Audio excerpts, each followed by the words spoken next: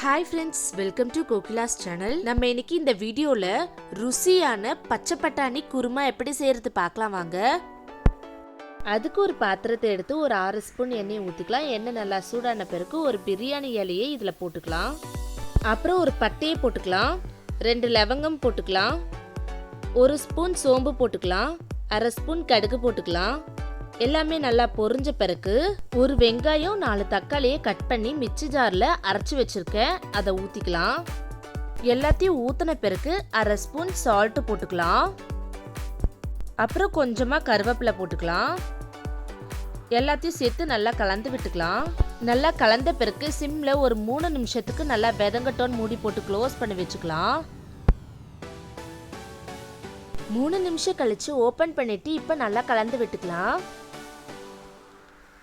நல்லா கலந்த பிறகு 2 ஸ்பூன் இஞ்சி பூண்டு பேஸ்ட் போட்டுக்கலாம். போட்ட பிறகு நல்லா கலந்து விட்டுக்கலாம்.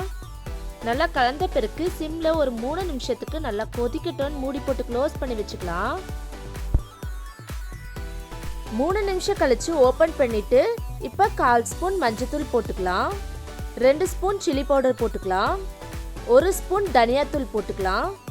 எல்லாத்தையும் சேர்த்து நல்லா கலந்து விட்டுக்கலாம். சிம்ல ஒரு 5 நிமிஷத்துக்கு நல்லா கொதிக்கட்டும் மூடி போட்டு க்ளோஸ் பண்ணி வச்சுக்கலாம்.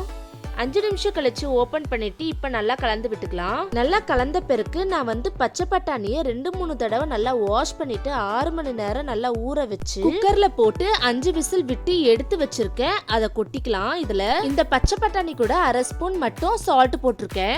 இப்ப நல்லா கலந்து விட்டுக்கலாம். நல்லா கலந்த பிறகு பாதி தேங்காயை நல்லா வாஷ் பண்ணிட்டு கட் பண்ணி அரைச்சு தேங்காய் பாலா எடுத்து வச்சிருக்கேன், அதை ஊத்திக்கலாம்.